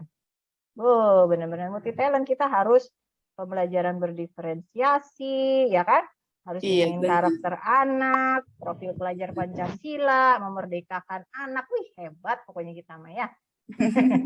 Sebagai fasilitator, menuntun. Wih, keren pokoknya. Guru zaman sekarang itu keren, nggak kayak zaman dulu. Pasti. Yakinlah seperti itu. Lanjut. Nah, ini yang namanya segitiga restitusi. Nah, ini kemarin saya udah dapat nih tugasnya dari ketika saya mempelajari modul ini, melakukan segitiga restitusi. Saya membuat videonya, melakukan restitusi bersama anak. Apa sih segitiga restitusi? Nah, ini ya. Jadi ketika si anak itu berbuat sesuatu yang buruk atau berbuat kesalahan, apa yang kita lakukan? Nah, ini yang pertama, kita stabilkan identitasnya. Gimana caranya? Ini perkataan yang kita harus katakan itu seperti ini. Setiap orang pasti pernah melakukan kesalahan. Nah, itu kita menstabilkan identitas. Jadi bukannya kita membuat dia menjadi orang yang gagal. Ya, tuh. Nah, kemudian bukan kamu satu-satunya yang pernah melakukan ini. Tuh. Itu juga merupakan menstabilkan identitas. Atau bisa juga, ibu juga pernah melakukan hal itu. Nah, itu juga bisa menstabilkan identitas. Nah, kemudian apa lagi? Di sini adalah memvalidasi kebutuhan. Apa itu memvalidasi kebutuhan? Biasanya pernyataannya seperti ini. Kamu tentu punya alasan mengapa melakukan itu. Jadi kita di sini melihat apa tujuan mereka melakukan hal tersebut. Nah, kemudian adakah cara yang lebih efektif untuk mendapatkan apa yang kamu butuhkan? Nah, di sini biasanya ketika mereka tidak mendapatkan kebutuhan mereka, kayak tadi misalnya kesenangan. Pernah nggak kemarin yang anak, saya ingat ada anak yang main tindih-tindihannya, yang sesak napas, itu kelas 7 ya? Iya, kelas Nah, 7 ada temannya yang sesak napas. Itu kan mereka pasti kebutuhannya kesenangan kan? Mereka main tindih-tindihan, kayak senang sebenarnya. Malah jadi ada temannya yang sesak napas. Nah, itu di sini gimana caranya memenuhi kebutuhan mereka selain caranya dengan tindih-tindihan. Nah, itu nanti akan keluar dari diri mereka sendiri di situ ketika kita berdiskusi. Nah, kemudian yang terakhir menanyakan keyakinan. Nilai-nilai apa yang telah kita sepakati. Nah, di sini kita harus membuat keyakinan dulu, keyakinan kelas bisa, atau misalkan peraturan juga sama ya, keyakinan sekolah berarti kalau peraturan sekolah itu. Jadi bukan namanya kamu telah salah, kamu enggak mengenati peraturan ini gitu. Enggak, tapi mereka ditanyakan nilai apa yang telah kita sepakati. Nah, kemudian apa nilai yang tidak kamu tunjukkan, misalkan seperti itu. Nah, itu namanya menanyakan keyakinan. Kamu ingin menjadi orang seperti apa? Nah, ini juga menanyakan keyakinan. Nanti di sini setelah mereka menjawab atau mereka memikirkan mereka ingin menjadi orang seperti apa, nah di sini mereka akan tahu bagaimana untuk memperbaiki masalah yang telah mereka buat. Nah, ini namanya segitiga restitusi, Bapak Ibu ya. Nah, ini dari hasil kita hari ini pelajari. Jadi ada yang pertama, teori kontrol ya. Teori kontrol, teori pilihan, Dr. William Glasser. Anda tidak bisa mengontrol orang lain, hanya Anda yang bisa mengontrol diri Anda. Makna disiplin, belajar kontrol diri dengan menggali potensi kita agar tercapai tujuan mulia. yaitu sesuatu menjadi seseorang yang kita inginkan berdasarkan nilai-nilai yang kita hargai. Itu disiplin. Jadi disiplin bukan berarti harus mematuhi peraturan, tapi di sini adalah belajar mengontrol diri, disiplin itu. Kemudian, semua perilaku memiliki tujuan. Tujuannya apa? Yaitu motivasi. Motivasinya apa? Di sini kan motivasi tadi ada 3. Ada menghindari hukuman, mendapatkan imbalan, sama menghargai diri sendiri. Nah, mana yang harus kita kembangkan dari diri anak? Yaitu yang menghargai diri sendiri. Jadi jangan sampai mereka memotivasinya dengan menghindari hukuman atau dengan mendapatkan imbalan. Nah, di sini nilai-nilai kebajikan yang universal harus kita tumbuhkan pada diri mereka. Jadi itu ya di Indonesia, yaitu profil pelajar Pancasila. Yang lain juga sebenarnya bisa. Misalkan adil, jujur, itu juga harus diberikan pada anak. Kemudian keyakinan kelas. Nah, ini coba Ibu buat keyakinan kelas. Jangan sampai di kelas itu tidak ada yang namanya keyakinan kelas. Anak-anak hanya bertujuan menaati peraturan tata tertib sekolah, tapi juga ada yang namanya keyakinan kelas. Dibuat bareng-bareng sama anak-anak. Jadi bukan ibu sendiri yang buat, tapi anak-anak. Anak-anak pengennya seperti apa? Mereka harus bersikap seperti apa di kelas? Itu harus dari diri mereka sendiri. Jadi ketika mereka melanggar keyakinan mereka sendiri, mereka tahu harus bagaimana. Nah, kemudian di sini model berpikir menang-menang. Jadi tidak ada yang kalah. Jadi harus semuanya menang. Jangan sampai ada yang merasa tersakiti, ada yang merasa jadi korban. Nah, itu ya. Jadi sini harus menang-menang. Kemudian kolaborasi dan konsensus menciptakan pilihan baru. Berkolaborasi sama anak. Berikan mereka pilihan. Nah, 5 posisi kontrol, jangan lupa Ibu Bapak. Di sini kita harus sebagai manajer. Ya, sebagai manajer. Jadi jangan sampai kita sebagai penghukum atau pembuat rasa bersalah, teman juga ya, karena ada di sini dampaknya juga ya yang tidak baik dari teman di sini. Kemudian pemantau. Nah, tapi di sini kita juga harus sebagai manajer. Nah, segitiga restitusi yang tadi sudah saya informasikan, yaitu menstabilkan identitas. Di sini kita harus membuat anak supaya tidak menjadi orang yang gagal. Jadi memberi mereka, dikuatkan mereka. Yaitu misalkan kesalahan mereka itu tidak hanya dilakukan oleh mereka sendiri, juga pernah dilakukan oleh orang lain. Jadi mereka tidak akan merasa malu, tidak akan merasa minder setelah diberikan restitusi. Kemudian validasi kebutuhan tadi di sini adalah tujuan apa yang melandasi mereka melakukan hal tersebut. Kita harus tahu. Jadi kita tahu nanti bagaimana mereka harus memperbaiki kesalahannya. Kita bisa mengarahkan mereka dengan perkataan-perkataan atau dengan pertanyaan-pertanyaan. Nah, di sini menanyakan keyakinan. Keyakinan yang telah dia buat selama ini bersama kita apa? Jadi mereka sudah buat keyakinan, jadi harus bertanggung jawab. Seperti itu istilahnya ya. Jadi mereka akan tahu bagaimana bertanggung jawab ketika mereka tidak menunjukkan keyakinan mereka sendiri. Seperti itu. Nah, ini kebutuhan dasarnya tadi ya Bapak Ibu ya. Jadi hati-hati di sini kalau anak-anak berbuat buruk ketika kita sedang mengajar, berarti ada kebutuhan dasar yang tidak dipenuhi oleh kita. Kebutuhan dasar mereka bisa penguasaan, bisa kasih sayang atau rasa diterima, bisa kesenangan, juga bisa kebebasan. Karena anak-anak itu semuanya unik.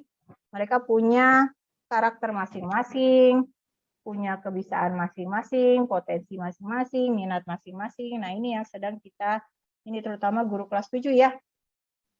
IKM, kurikulum merdeka. Nah, itu pembelajaran berdiferensiasi. Jadi kita harus memenuhi kebutuhan anak. Itu kebutuhannya anak apa aja selain yang ini, yang ada 3 itu ya. Nah, itu nanti Bapak Ibu mungkin akan lebih tahu karena udah pernah belajar IKM ya. Udah workshop IKM kan yang kelas 7 semua ya. Itu Bapak Ibu, ini sudah kita bahas. Mungkin ada yang ingin memberikan tanggapan atau pertanyaan atau mau sharing atau memberikan masukan. Silakan. sharing-sharing kali, ada yang pengen ini, saya begini loh, ada masukan nggak dari teman-teman? Misalkan. Dan di sini kita bisa Ya, saya berbagi. mau ini sedikit, Bu Tika. Ya, silakan Bu Wahyu. Dilemanya ya, dilema. Wede, dilema. Jadi memang ini ya, alhamdulillah bermanfaat sekali ini yang sudah dibagi sama Bu Tika ya. Tapi gini, kalau di lapangan itu kita kan kelasnya juga besar ya. Satu kelas itu isinya 36 anak. Masing-masing anak itu datang dari budaya yang berbeda. Ya. Terus datang juga dari kebiasaan yang berbeda di rumah. Ya. Boleh jadi misalnya kalau kita sudah memenuhi kebutuhan anak yang ini, yang satu lagi merasa belum tercukupi gitu. Karena kan kelasnya memang besar gitu. Jadi ini memang memang untuk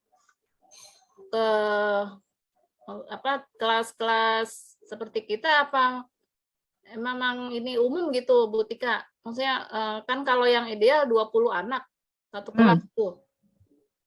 Kalau kayak kita 36 bisa nggak seperti ini gitu Bu Tika? Ya ini udah nyambung ke pembelajaran ini ya, berdiferensiasi jadinya, Bu Mas ya? Iya, jadi Ya. kan kayaknya yang harus nyambung diferensiasi ya. Iya betul Bu. Jadi Iya, kita memang harus memenuhi semua kebutuhan belajar anak. Di sini. Iya. Nah, Gimana tapi kan- caranya? Kita kan nggak bisa satu-satu. Iya. Kemarin kita kan sudah buat tes diagnostik kan ya. Jadi kita bisa tahu nih, ternyata di kelas kita ada anak yang cuma bisa ngedengar baru paham. Itu namanya auditori ya, kalau nggak salah ya kemarin ya. Iya, auditori Terus yang dengar. bisa paham ketika melihat gambar atau tulisan, baca misalkan.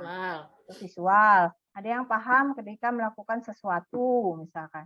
Nah itu kita bisa rangkum dalam sebuah model pembelajaran Bu. Jadi nggak harus kita ini. Nah kemudian gimana supaya ininya biar kita adil.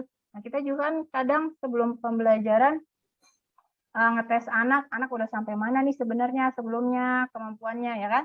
Ya tes awal lah gitu istilahnya. Oh si anak ini nggak bisa baca misalkan ya, bacanya kurang. Itu mungkin untuk SD ya, SMP mah nggak ada kali yang seperti itu ya. Ada nggak sih? Atau misalkan si anak ini belum tahu sama sekali tentang ini.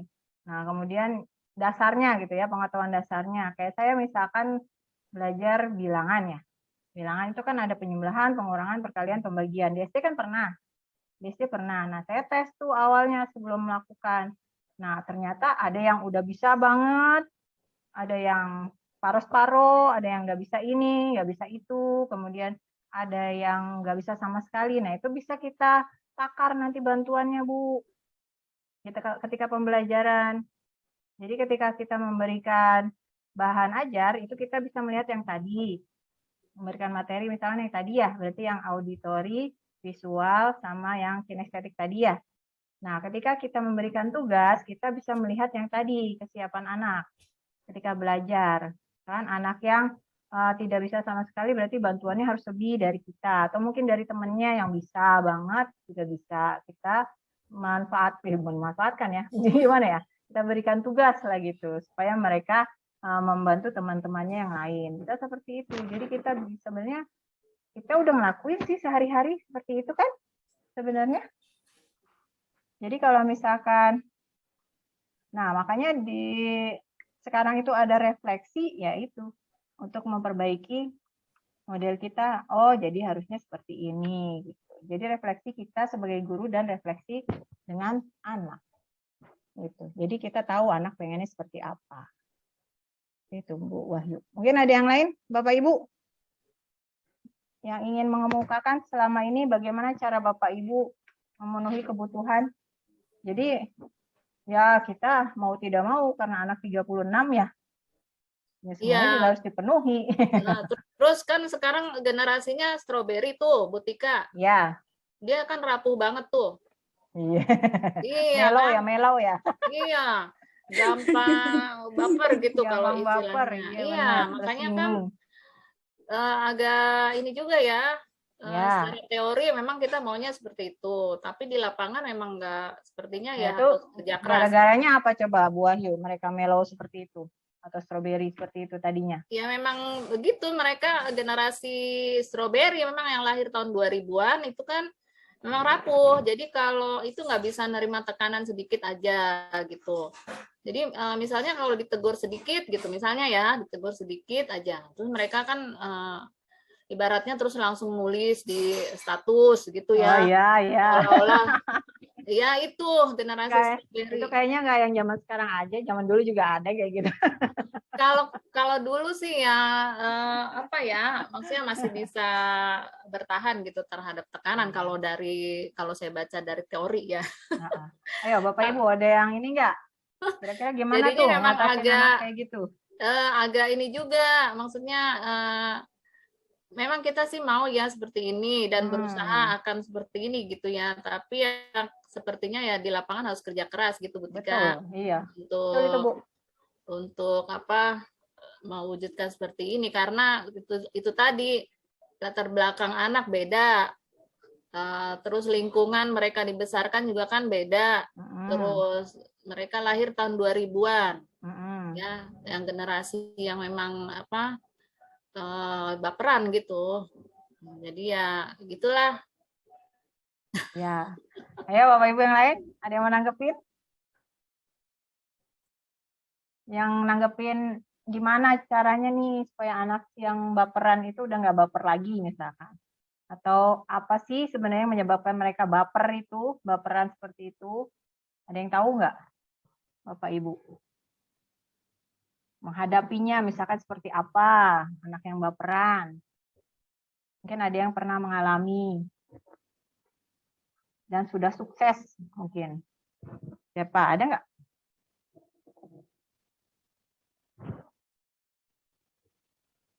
Ada Bapak Ibu? Tidak ada? Kalau saya ngajar kelas 7, oh ya belum pernah nemuin yang baperan sih. Mungkin ada yang pernah nemu yang baperan. Tapi kalau kata saya, mereka itu sepertinya karena kurang sosialisasi ya Bu Wahyu ya, benar nggak sih? Jadi tadinya, ya jadi tadinya jarang bergaul kan tadinya anak-anak pernah 2 tahun ini kan ya, di rumah aja, seperti itu. Kemudian apa-apa dilayani di rumah gitu, nggak pernah ke sekolah, bergaul, kemudian mungkin berinteraksi seperti itu. Jadi mereka ya itu jadinya baperan seperti itu. Bisa nggak seperti itu? Coba yang lain. Mungkin ada nggak masukannya? Enggak, kalau saya sih selama ini ya, selama ngajar kelas 7 ini sih memang belum pernah sih ketemu yang apa baperan ya? Nggak ada kan? Oh. Belum pernah. Asik-asik aja, Cuma iya. memang maksud saya gini, generasi sekarang itu memang gampang rapuh gitu Bu Tika. Jadi maksud kita kan kasih sedikit teguran mungkin ya, teguran gitu. Nah mereka bisa saja mereka menanggapinya dengan serius, ya berlebih gitu. berlebihan, ya over ya over. Iya. Nah, makanya tadi katanya tadi kita harus sebagai manajer.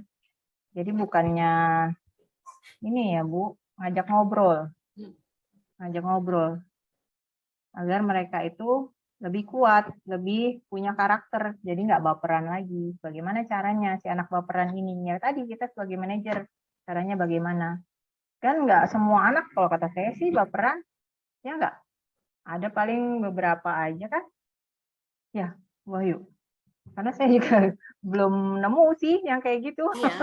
Enggak, ya memang belum. Iya, tapi ada, iya. Oh ya, saya pernah nih kelas 7 ada, ya kemarin.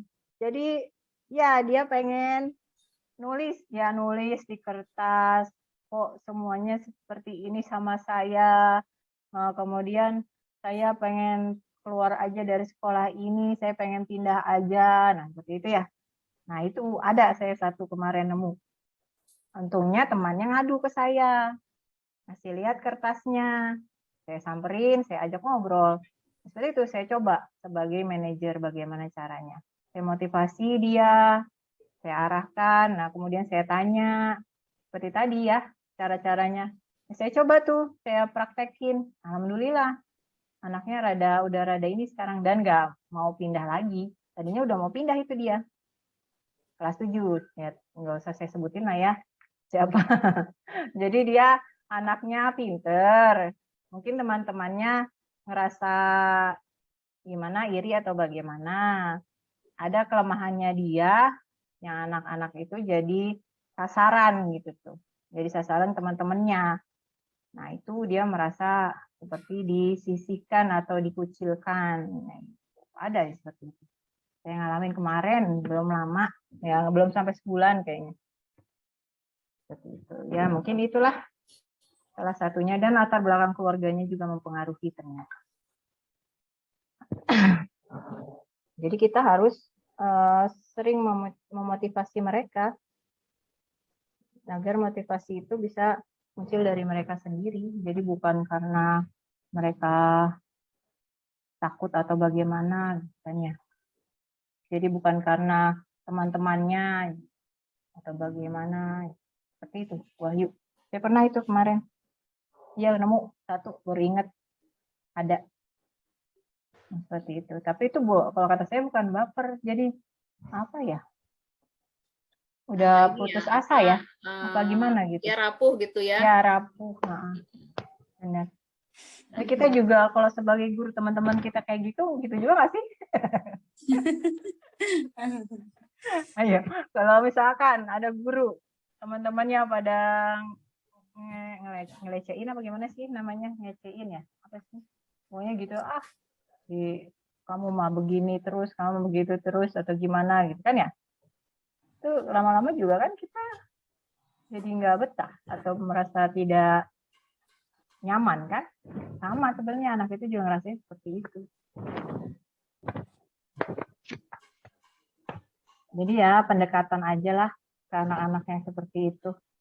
Insya Allah kalau kita mencoba nerapin ini banyak banget positifnya. Saya udah nyoba satu ya tadi itu segitiga restitusi sudah, sebagai manajer sudah nyoba.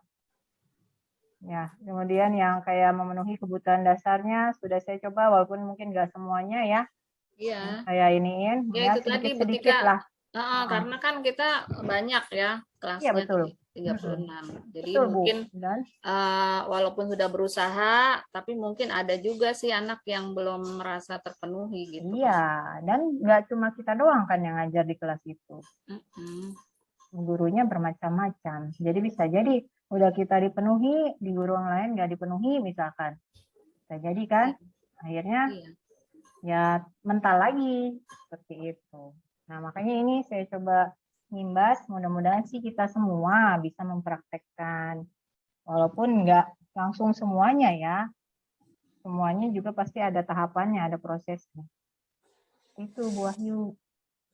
Ada lagi yang lain? Ayo ibu-ibu yang lain, ayo curhat nggak apa-apa. Mumpung ada Bu Wahyu, Bu Imas nih, ada Bu Imas, Bu Imas nih ilmunya udah banyak loh. Suhu. Iya nih Bu Imas udah pengalamannya udah banyak nih Bu Imas. Melanglang buana nih, melanglang buana. Bagi-bagi Bu Imas ilmunya Bu Imas. Iya, Bu Imas tuh, aduh. Ilmunya udah, kalau kata ini profesor. Itu Bu Nila, Bu Debi juga udah mantap. Iya, Mantap, gimana? Bu Nila, Bu Debi ngajar kelas 7. Bu Tika, ini ya, kan tadi Bu Tika cerita kan ya ada kelas 7 yang apa tadi Bu, yang pengen pindah gitu ya Bu. Itu juga kemarin saya nemuin Bu, ngajar di kelas 7 ya. Cuman kan saya nggak tahu ya itu saya harus gimana gitu ya. Terus dan memang saya juga di situ kan cuma sebagai guru mapel ya, bukan wali kelas juga gitu di situ. Itu emang spontan Bu, itu anak ngomong ke saya gitu. Cuman saya responnya, emang kenapa, kan saya nggak tahu ya ilmunya ya. Ini baru tahu dari Bu Tika kan ada. yang baru tadi diajarkan gitu. Itu sih Bu, cuman saya belum meninjak belum ngasih tahu gitu. Tapi Oh, malah saya cerita sama hmm. sama wali kelasnya Hmm, gitu. hmm, hmm. Saya Iya. hanya menceritakan sih Bu, cuman saya belum belum melakukan apa-apa karena kan takutnya salah gitu Oh, Bu. gitu. Ya, nggak apa-apa Bu Nila. Kita sebagai guru mapel, kenapa? Nggak apa-apa. Nginin anak juga. Ya kan saya Nggak baru harus tahu nih. nggak harus Iya, wali kelasnya. Ya, iya, jadi iya. kayak model anak nakal di kelas pas pelajaran kita ngadu ke wali kelas. Anak ini misalkan ngadu ke wali kelas, wali kelasnya lama-lama botak. Enggak Pusing. gitu sih ya. Aduh, katanya semuanya ngadu ke saya katanya. Apa ya? Saya Udahlah, keluarin aja masih sih ini gitu. masih apa ya Bu ya? Masih kayak ada rasa takutnya disalahin gitu ya. Saya tuh masih ada rasa gitu Bu Tika. Saya mau masuk ke dunia mereka gitu ya, kayak deket gitu ya, cerita gitu. Cuman takutnya saya masih banyak takutnya sih Bu Tika, Ya, kalau saya ya emang pertama takutnya emang eh, sih gitu ya, ya, ya benar. kamu nih gitu bukan walasnya kok, berani-beranian atau gimana gitu sih Bu. Saya masih mikir ke situ gitu. Pas ngelihat Bu Tika tadi ngejelasin, oh ya udah, nanti insya Allah deh Iya, nanti nggak saya apa-apa Bu Nila. pikirkan Kita gitu. juga bisa pendekatan ke anak. Maksudnya Eh, mau pribadi, mau berkelompok, mau sekelas itu bisa. Kita juga sebagai mm-mm. guru mapel nggak harus wali Iya. kelasnya yang menghadapin atau kesian wali kelasnya. Iya Guru Bu, cuma saya pelajaran semua yang masih ngadu ini yang mana yang duluan nih saya proses katanya gitu nanti. iya, iya, Nah, gitu ya. iya, Kasihan. Misalkan ada 10 orang ngadu, 10 anak. Wah, 10-10-nya dia ini nama wali kelas. iya, Kita nggak iya, apa-apa ngebantu. Sambil ngebantu wali kelas, sambil mengembangkan diri kita juga sendiri ya sebagai guru. Gimana sih iya. sebenarnya posisi sebagai manajer ini? Jadi bukan hanya wali kelas nanti yang pinter, kita juga bisa pinter ngadepin Mm-mm. anak. Gitu. Iya, iya, iya. Heeh. Iya, Bu Nila juga kan sebagai wali kelas. Ada nggak yang ngadu kayak gitu? Banyak Bu. Inilah, Kalau si ini nih, pelajaran saya begini, main HP misalkan.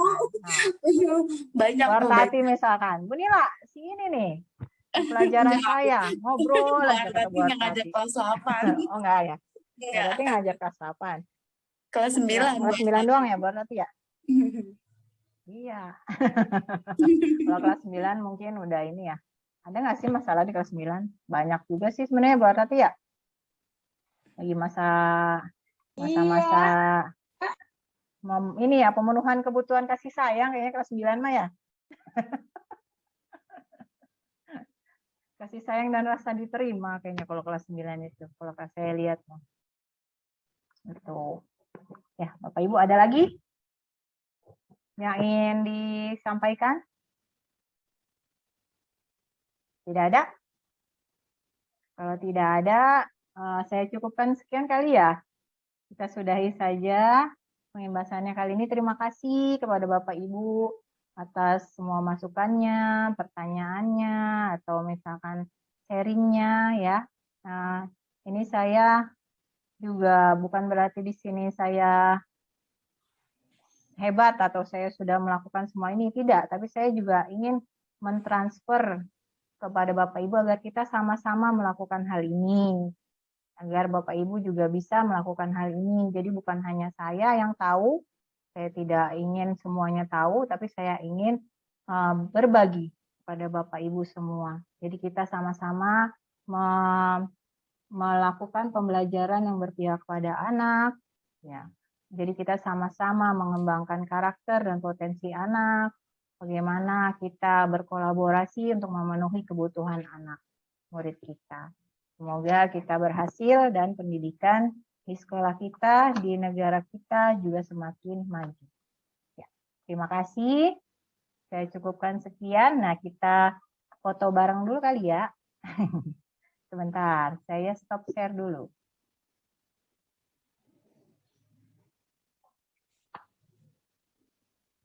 Oke. Ya, kita foto bareng dulu. Kita foto bareng. Disiapin yang cantik, yang ganteng. Yang cantik, yang ganteng, yang imut. Ya, kita cari dulu.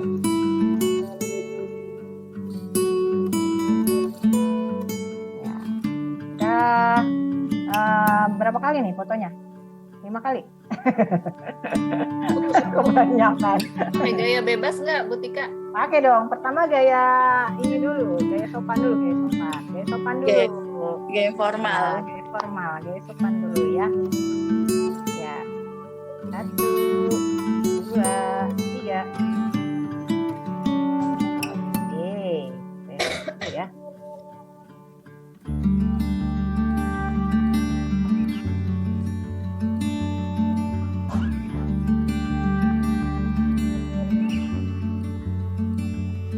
Sekarang gaya Strawberry. strawberry. Sekarang gaya imut. Gaya imut. Gaya Gimana imut, gaya ayo. imut? Gimana ya? Ya itu kayak Bu Imas tuh gini. Ayo Bapak Ibu. 1, 2, 3. Oke, terima kasih Bapak Ibu. Makasih ya Bapak Ibu ya. Nanti kalau misalkan ada yang ingin diobrolin atau mau sharing-sharing lagi, bisa lah nanti kita di luar dari Zoom meeting ini ya. Dan Terima kasih, Bu Tika. jangan Sharing ilmunya, terima kasih. sama-sama Bu Wahyu dan teman-teman. Bermanfaat Assalamualaikum. sekali. Iya, terima kasih. Nanti saya Waalaikumsalam. minta ininya ya, minta komentarnya lewat video. Nanti saya ini kita syuting. Ya, di-share dong itu materinya. Ya, nanti saya share di grup pengimbasan ya. Ya. Ya, Oke. siap. Sip, makasih. Assalamualaikum warahmatullahi wabarakatuh. Waalaikumsalam. Waalaikumsalam warahmatullahi wabarakatuh.